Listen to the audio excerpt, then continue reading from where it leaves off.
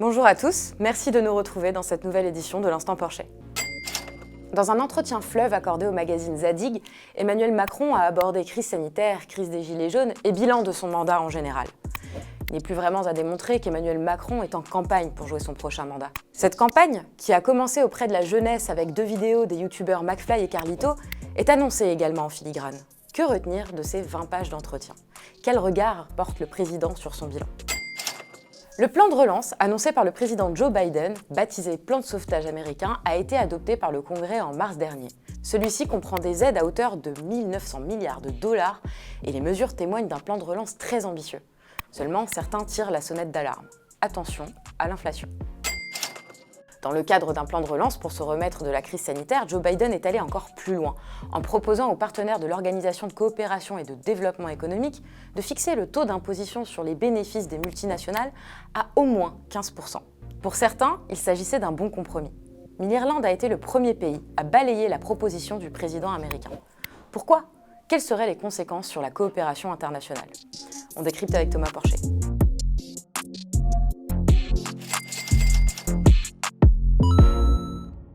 C'est un long récit qu'a livré Emmanuel Macron au magazine Zadig. Récit dans lequel le président revient sur la crise des gilets jaunes notamment, crise qui lui a vraisemblablement beaucoup plu.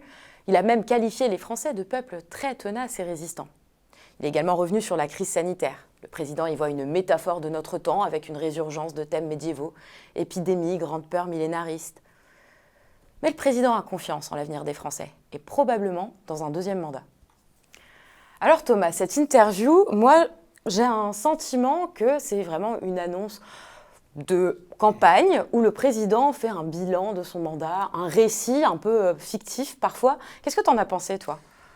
Pareil, oui, je me suis dit, là, il y a une volonté de changer un peu son image. Parce que l'interview, au fond, une vingtaine de pages, il y a une première partie, grosso modo, qui parle de son enfance à Amiens et dans les Pyrénées, qui explique qu'il a vu la désindustrialisation dans ces territoires, la montée du chômage, notamment un de ses cousins qui est tombé au chômage, et puis qu'il a vu la disparition des services publics. Ça, c'est la première partie. Puis la deuxième partie, c'est ce qu'il aime en France. Alors, il adore Marseille, il aime même beaucoup la Seine-Saint-Denis, il en parle aussi beaucoup. Et puis après, il y a la troisième partie sur, grosso modo, la France qui doit regarder son histoire en face, avec notamment le rapport sur le Rwanda et un autre rapport sur la colonisation. Donc il y a 3 parties où on est vraiment, pour moi, à l'opposé un petit peu de ce qui nous présentait en 2017, c'est-à-dire la Startup Nation, et où on fait en sorte de montrer que Macron est un président qui connaît la France, qui est proche du peuple et qui est courageux parce qu'il regarde le passé de la France avec un souci de vérité. Donc c'est une opération séduction sans parler finalement du fond du programme, mais qu'en parlant de Macron lui-même, sa personnalité et pourquoi finalement on devrait l'aimer. Alors justement, quand il revient sur son enfance à Amiens, dans les Pyrénées, il déplore la désindustrialisation, la déliquescence des services publics. Mais finalement, ce sont des conséquences un peu du mythe de la Startup Nation que le président nous avait livré en 2017. Comment est-ce qu'il peut concilier un constat général avec quelque chose qui tue en fait l'industrie en France et les services publics? Moi, c'est ça qui m'a beaucoup surpris, c'est que Macron, bon, on a le même âge, hein, on est né la même année. Donc ce qu'il a constaté, c'est qu'il l'a constaté dans les années 90.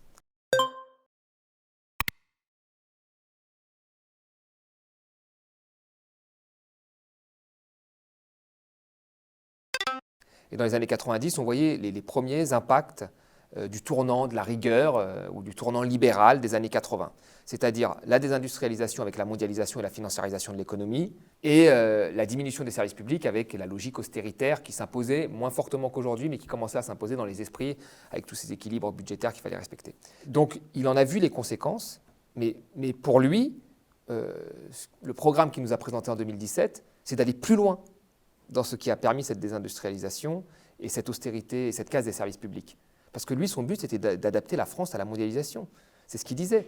C'était de retirer encore plus d'argent aux services publics, en supprimant 120 000 postes de fonctionnaires, 70 000 dans les territoires, soit dit en passant, puisqu'il parle beaucoup des territoires, des collectivités locales. C'était un programme qui avait pour but de répondre à tout ce que voulait le patronat, c'est-à-dire baisse de la fiscalité sur l'impôt sur les sociétés, réforme de l'ISF, baisse de l'impôt sur les revenus financiers, en espérant qu'une fois qu'on aura répondu favorablement à tout ce que veut le patronat, il daigne revenir gentiment s'installer en France, alors qu'il était parti en grande partie ces 30 dernières années. Donc en fait, Macron, il part du principe que c'est horrible ce qui s'est passé, mais sa politique visait à aller encore plus loin dans ce qui a fait que nous en sommes là aujourd'hui. Donc il allait plus loin dans la financiarisation, la mondialisation et la libéralisation du modèle économique. Donc là, il y a un vrai problème de cohérence. Et puis après, il y a tous les à côté dont il nous a parlé, l'ubérisation de l'économie, la Startup Nation, qui est à l'inverse finalement de l'industrie.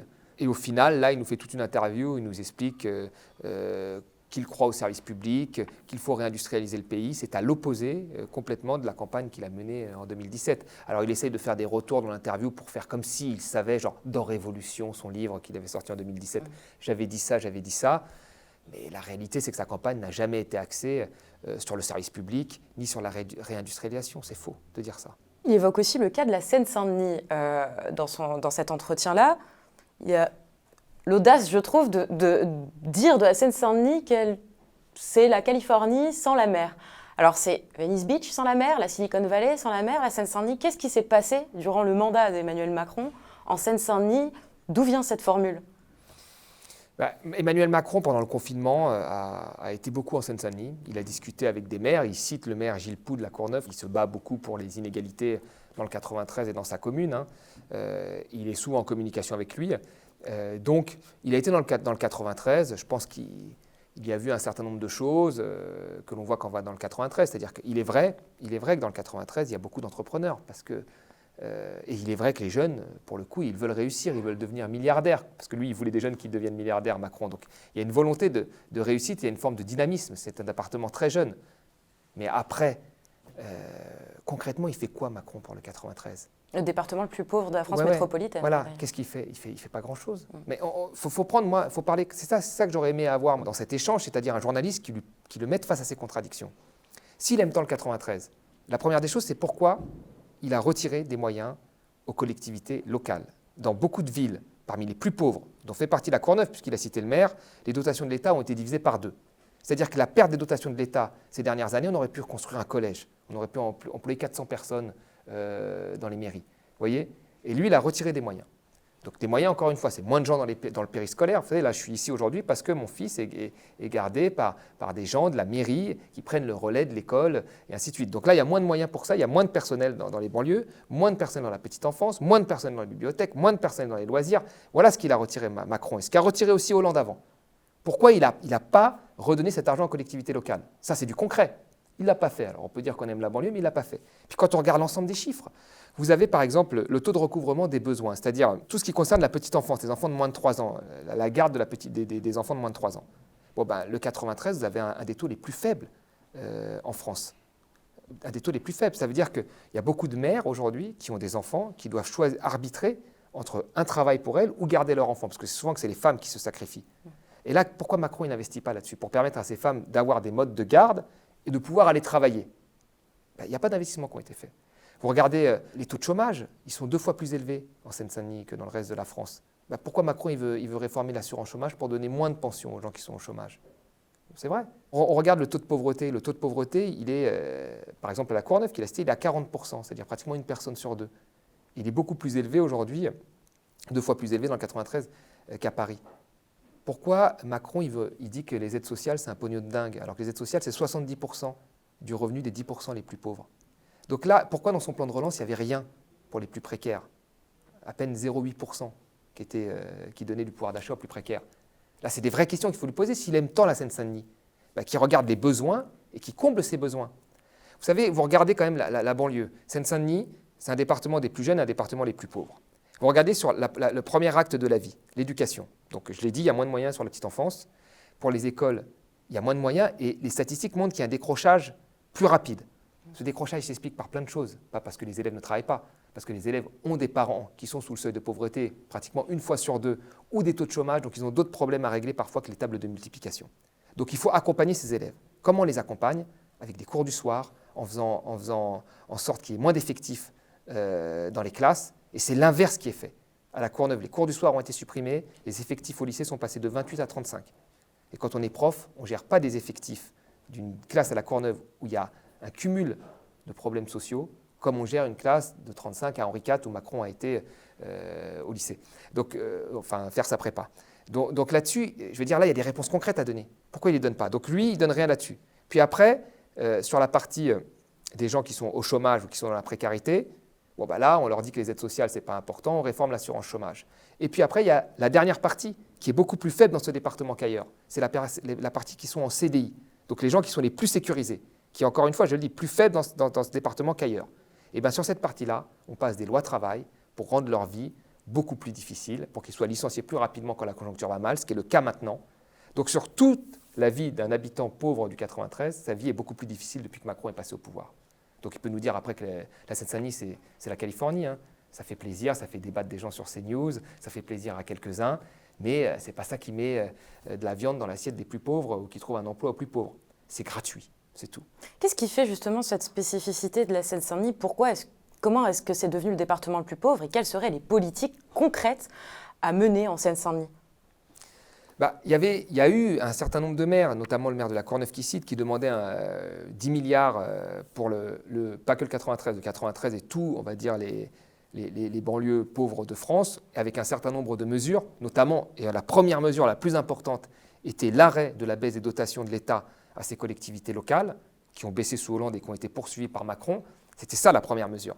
Ça, ce serait déjà une mesure phare. Tu vois, ça permettrait de rééquilibrer. En fait, moi, je pense que quand il y a des départements qui ont des problèmes, parce que c'est des départements, et il le dit dans l'interview, qui sont les premiers à accueillir l'immigration, par exemple, où il y a un travail à faire avec de l'intégration, des classes, des cours, etc., pour apprendre la langue, pour que ces gens puissent trouver un emploi en France. Eh ben, il faut répondre en donnant plus de moyens. Quand vous avez un département qui est plus pauvre, il faut accompagner les jeunes pour leur donner un avenir, leur donner plus de moyens. Si vous avez un jeune sur deux qui est au chômage, c'est le cas dans le 93, un jeune sur deux, d'accord, que vous n'arrivez pas à leur trouver un emploi, comment vous pouvez imaginer qu'ils ne soient pas attirés par l'économie informelle? Vous voyez? Là, à un moment, vous les poussez droit dans l'économie informelle. Si le seul levier, c'est l'école pour réussir, donnons des moyens à l'école et faisons en sorte de trouver un débouché à tous ces jeunes qui courent déjà avec des sacs de sable aux pieds.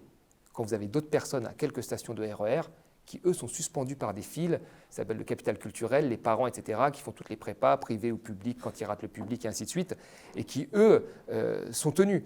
Et donc là, on a des jeunes qui vont avoir des conditions plus difficiles et on leur retire encore plus les filets de sécurité par une politique économique qui fait en sorte qu'on les laisse être en fait une main-d'œuvre corvéable à merci qui pourront servir toutes les plateformes Uber, etc. Et Macron ne s'en cachait pas. Macron, à Mediapart, avait dit il ne reprochait pas à Uber de donner des emplois à des jeunes de Stein qui tenaient le mur, c'est ce qu'il avait dit, et qui bossaient 12 heures par jour pour le SMIC, mais comment ils avaient un emploi? C'est bien lui qui a théorisé l'ubérisation de l'économie. Donc disons-le clairement, si le 93, c'est d'avoir une main-d'œuvre corvéable à merci que les plateformes peuvent aller chercher, parce que ça a l'air d'être ça le but, puisqu'on retire des moyens à l'éducation, on flexibilise la partie en CDI, et on retire des aides sociales aux plus pauvres et on réforme l'assurance chômage. Donc on laisse les gens, la seule obligation qu'ils ont, c'est de se vendre aux moins offrants, que sont les plateformes Uber. Donc, fort de ce constat, je ne comprends pas pourquoi il ne fait pas au moins quelque chose pour améliorer un petit peu leur vie. Et ce n'est pas du tout ce qu'il fait. Le plan de relance de Joe Biden ne fait pas l'unanimité. Plan ambitieux en réponse à la crise sanitaire, celui-ci prévoit des gros chèques pour les familles, un maintien des allocations chômage, des crédits d'impôt, des aides aux collectivités locales, etc. Rooseveltien, à bien des égards, ce plan a été salué par une grande partie des démocrates et de nombreuses personnalités politiques à l'échelle internationale. Un plan de relance qui représente environ 15% du produit intérieur brut des États-Unis. Mais il ne fait pas l'unanimité. Attention au risque d'inflation. Mieux vaut l'inflation que le chômage, comme le disait le président Pompidou, ou faut-il préférer l'inverse? Est-ce que les deux sont véritablement les deux faces d'une même médaille? Thomas, j'ai une première question assez simple. L'inflation, comment ça fonctionne? Comment le plan de relance pourrait-il faire courir ce risque?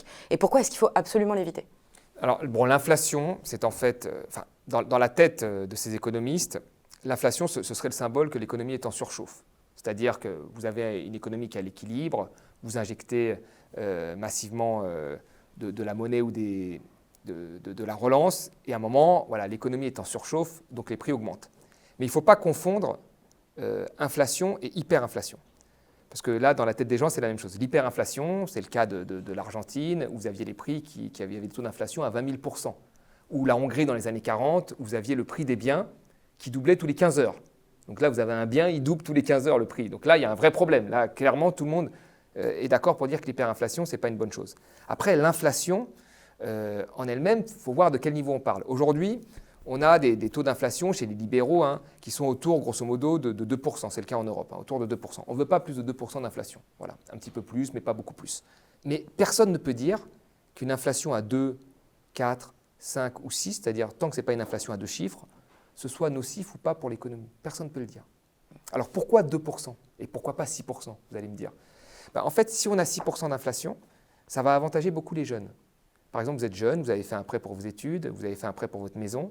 L'inflation va faire augmenter votre salaire et votre capacité à rembourser. Par contre, si vous détenez des épargnes, des actifs financiers, là, l'inflation grignote votre épargne financière. Donc, en fait, quand on demande un taux d'inflation extrêmement faible, ultra faible, comme on l'a en Europe, mais comme le demande aussi le FMI à d'autres pays, en fait, on fait un arbitrage en faveur de ceux qui ont des actifs financiers, qui sont souvent des vieux, plutôt que des jeunes qui, avec l'inflation, pourraient aider à grignoter leurs dettes qu'ils ont pour un appartement ou pour leurs études, etc. Donc le niveau d'inflation, qu'il soit à 2%, à 4%, à 5% ou à 6%, c'est avant tout un choix, un arbitrage en faveur des vieux épargnants plutôt que de la jeunesse. Je rappelle que pendant les 30 Glorieuses, on a eu un taux d'inflation à 4%. Bon, ça dérangeait personne. Aujourd'hui et demain, vous avez un taux d'inflation à 4%, vous avez plein de gens qui vous disent « Oulala, attention, c'est très grave ». Il n'y a pas de consensus économique là-dessus, en réalité. Il y a un arbitrage. On nous dit une inflation faible, c'est bien parce que ça protège les épargnants et en même temps, ça permet une stabilité qui permet l'investissement et la croissance. Si on a plus d'inflation, c'est un peu moins stable et donc les gens vont moins investir. Je ne suis pas sûr que ce soit le cas puisqu'on a eu des fois des taux d'inflation un peu plus élevés avec de la croissance économique. Donc voilà, l'inflation, un petit peu d'inflation n'est pas un drame en soi, c'est ce qu'il faut retenir. Alors pourquoi on nous l'agite très régulièrement, comme si c'était absolument une catastrophe, qu'on courait à un surendettement? Qu'est-ce qui explique ces discours? Mais en fait, dès qu'on va faire un plan de relance, c'est-à-dire un plan différent, moi je remarque ça, dès qu'on fait un plan de relance, d'investissement public, c'est-à-dire un plan différent d'un agenda de réforme structurelle de type libéral, on nous sort toujours comme ça, on nous agite comme ça des épouvantails. Alors tu avais l'épouvantail de la dette à un moment. Alors là, on ne pouvait plus rien faire. On pouvait réduire les impôts pour les plus riches, mais on ne pouvait pas investir à l'hôpital. Vous voyez, alors que quand on réduit l'impôt pour les plus riches, on réduit de fait le remboursement de la dette, nos capacités à rembourser. Et ça, on pouvait le faire, c'était super, ça n'inquiétait pas la dette, mais dès qu'il fallait investir dans l'hôpital, c'était très grave pour la dette. Puis maintenant, c'est l'inflation. Alors là, c'est l'inflation, mais quand on regarde, qui peut me dire aujourd'hui que l'économie américaine est en surchauffe? Alors, vous regardez le taux de chômage, il est faible, mais vous regardez aujourd'hui ce qu'on appelle le sous-emploi. Le sous-emploi, c'est les gens qui ne font pas le nombre d'heures qu'ils voudraient faire. Si on regardait le halo du chômage, c'est les inactifs, ceux qui sont sortis des statistiques. On est à 10% aux États-Unis. C'est-à-dire qu'il y a 10% de personnes qui voudraient travailler plus. Quand vous regardez le taux d'emploi, c'est-à-dire la population en âge de travailler qui a un emploi, on est à 68%. Donc on est loin de la surchauffe. Il y a encore des gens là, qui veulent avoir des emplois et qui veulent travailler. Donc l'investissement que l'on va faire dans l'économie ne va pas faire de la surchauffe et de l'inflation, loin de là. Il va combler une économie qui est en sous-régime en réalité. Et c'est pareil en Europe. Donc ce spectre de l'inflation, moi je pense qu'il est surtout utilisé pour nous faire peur des plans de relance. Et comme les États-Unis aujourd'hui font des gros plans de relance et que ça suscite des interrogations en Europe pour faire la même chose dans certains pays, il faut agiter ce truc de l'inflation et faire peur. Et ceux qui l'agitent sont souvent des économistes libéraux, soit dit en passant. Donc il faut absolument que les pays se mettent à faire des plans de relance en ignorant les risques d'inflation. Quand on sort d'une crise comme ça, quand on est dans une économie en sous-régime depuis longtemps, ce qui était le cas de la France par ailleurs, et c'est le cas des États-Unis, on peut faire effectivement de la relance sans trop d'inquiétude. Bien sûr, il faut surveiller l'inflation, mais il ne faut pas que inflation dans la tête des gens soit égale à hyperinflation. Ça n'a absolument rien à voir. Aujourd'hui, les niveaux d'inflation sont extrêmement faibles. Ils sont faibles pour des raisons politiques, parce qu'il faut protéger les épargnants et les détenteurs de titres d'actifs financiers. C'est tout. Voilà, c'est un choix qui a été fait pour les vieux plutôt que pour la jeunesse. Voilà. Maintenant qu'on est 3, 4, 5% d'inflation, même 6%, même 7%, personne ne peut dire que ça puisse avoir un impact négatif sur l'économie. Donc le spectre de l'inflation qui est agité comme ça ne doit pas faire peur, parce que ce n'est pas forcément de l'hyperinflation, c'est un tout petit peu plus d'augmentation des prix. Et encore une fois, ce qui serait pour les jeunes quelque chose qui pourrait être positif. C'était une proposition du président américain aux pays membres de l'OCDE, garantir des taux d'imposition sur les multinationales à au moins 15%. De nombreux pays ont apporté leur soutien, comme l'Allemagne, le Canada, l'Italie, le Japon, le Royaume-Uni et la France. Hors de question pour le ministre irlandais des Finances. L'Irlande est à ce jour l'un des pays qui enregistre un taux d'imposition particulièrement bas, l'un des plus bas du monde, faisant de l'Irlande un paradis fiscal pour de nombreuses entreprises comme Google, Apple, Facebook ou encore le géant Amazon. Alors Thomas, au moins 15% de taux d'imposition sur les grandes entreprises. Aujourd'hui, l'Irlande, elle est à environ 12,5% de taux d'imposition. 15%, ça paraît pas si mirobolant. À titre de comparaison, on est à combien à peu près, nous, en France ? En France, on est maintenant à 25%. Ouais, 25% de taux d'imposition des sociétés qui a été rabaissé par Macron. Alors, comment comprendre cette décision de l'Irlande, ce refus total ? Et parce que l'Irlande a fait sa stratégie de l'Irlande en Europe, alors qu'elle va au guichet, hein, c'est pas elle qui contribue, elle reçoit plus d'argent qu'elle n'en donne, donc des autres pays européens. Et ben, c'est de faire une stratégie de ce qu'on appelle de passagers clandestins, c'est-à-dire de recevoir l'argent des autres pays membres, tout en appliquant une politique fiscale qui vise à siphonner leurs recettes fiscales. Voilà. Donc on baisse la fiscalité, ce qui fait que via des prix de transfert, on peut installer des filiales ou parfois des sièges sociaux dans ce pays-là, qui appauvrissent finalement les filiales qui sont dans les pays où il y a un fort taux d'imposition. Donc là où il y a un fort taux d'imposition, on ne paye pas d'impôt. Puis là où il y a un faible taux d'imposition, chez elles, on paye un impôt à 12%. Sachant que 12%, c'est l'impôt pour des boîtes traditionnelles. Mais quand vous êtes quelqu'un comme Apple, vous payez moins d'1% d'impôt. Parce que vous négociez avec le fisc irlandais, on a eu des années où ils ont payé 0,005% d'impôt, c'est-à-dire pas d'impôt. Et c'était l'impôt qu'ils payaient en Europe, en Irlande. Donc il y a une stratégie fiscale non coopérative de l'Irlande qui doit être dénoncée au plus vite. Puisqu'aujourd'hui, la Commission européenne, rappelons-le, ne reconnaît pas qu'en son sein, elle a des paradis fiscaux. Or là, c'est un paradis fiscal, clairement. Pourquoi l'Union européenne, est-ce qu'elle tolère un paradis fiscal en Europe ? Mais je ne sais pas. Parce que là, il y a une vraie... surtout que tout le monde le tolère, mais y compris même les statistiques font comme s'ils ne voyaient pas. Vous avez des années où il y a eu des taux de croissance à plus de 20% en Irlande. Vous avez des années où les exportations de l'Irlande, sans avoir d'industrie ni de grands ports, sont 4 fois plus élevées par actif que l'Allemagne. Et ça, c'est des statistiques Eurostat qui montrent ça. Donc même les statistiques font comme si, ah bah oui, c'est un grand pays industriel qui exporte avec une forte croissance, c'est impressionnant ce qu'ils font. C'est ça. Alors qu'en réalité, tout ça, ce sont des chiffres comptables qui sont dus au prix de transfert, qui visent à appauvrir des filiales là où il y a des impôts pour les enrichir là où il n'y a pas d'impôts. Ça ne représente pas une réalité. On ne peut pas avoir autant d'exportations sans industrie, ce n'est pas possible. Tout ça est une grosse fumisterie comptable que Eurostat ou que d'autres instituts valident, alors qu'en fait, tout simplement, il y a des mécanismes d'évasion fiscale qui sont mis en place, il n'y a pas d'autre mot. Et l'Irlande fait son beurre là-dessus. C'est comme ça qu'elle attire des sièges sociaux en siphonnant les recettes de leurs pays voisins tout en disant « vive l'Europe » quand il s'agit de récupérer les contributions des autres pays. Il y a d'autres pays, le Luxembourg c'est pareil, les Pays-Bas c'est pareil, il faut dénoncer ça, moi je pense, au plus vite, parce que là ce qui est quand même dingue, c'est qu'on a un président américain qui propose un taux minimal à 15%, ce qui est intéressant, ce n'est pas Macron qui a proposé ça. Macron, lui, il a proposé de s'aligner sur la concurrence fiscale en baissant notre fiscalité. Donc pour lui, la concurrence fiscale était un fait. Il n'a pas voulu la dénoncer, il s'est aligné là-dessus en baissant à 25%, en donnant des gages aux entreprises sur les impôts de production et ainsi de suite. Donc lui, il a accompagné ce mouvement-là. Là, on a un président américain qui pointe du doigt une réalité. Et c'est un pays de l'Europe qui est un des premiers à dire qu'il est contre. Donc là, il faut absolument que l'Europe prenne position et dénonce. Et moi, je pense que dès le début, parce que ce petit jeu existe depuis longtemps, dès le début, on le savait, mais on n'a pas voulu dire, parce que c'était très moche de dire qu'il y avait des paradis fiscaux dans l'Europe, donc on n'a rien dit, tout en contribuant, en donnant de l'argent à l'Irlande. Donc là, il y a un vrai problème. Moi, je pense qu'il faut taper du poing.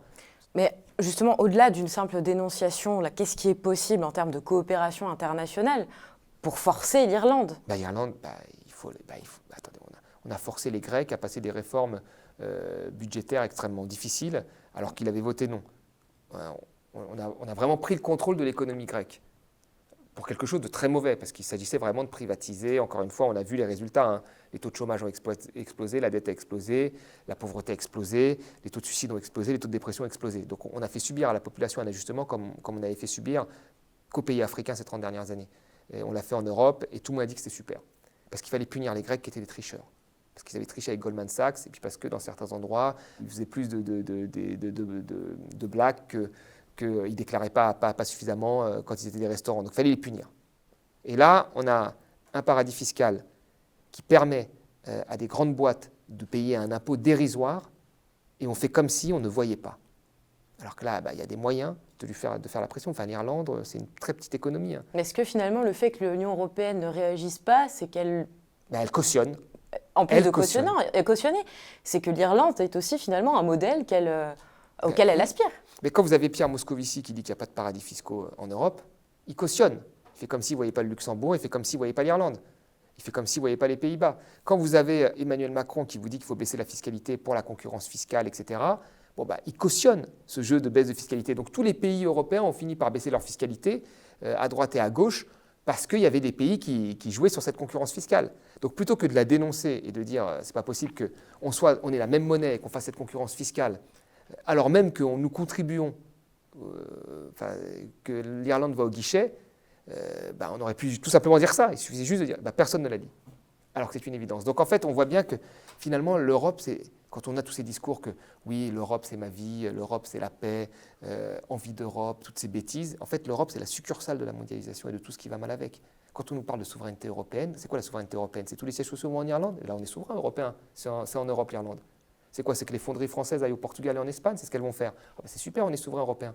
Oui, mais sauf que dans cet espace-là, tu as des pays qui ont des modèles sociaux, qui ont une fiscalité plus élevée pour financer un modèle social, qui se font avoir par leurs propres voisins, tout en disant « vive l'Europe ». Il faut arrêter cette mascarade et dénoncer à un moment les choses, enfin au moins dire comme elles sont.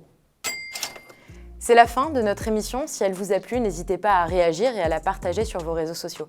Le média ne vit que de vos dons. C'est ce qui garantit une information indépendante, transparente. Pour participer, vous pouvez devenir sociétaire du média ou nous faire un don. Et nous, on vous retrouve la semaine prochaine.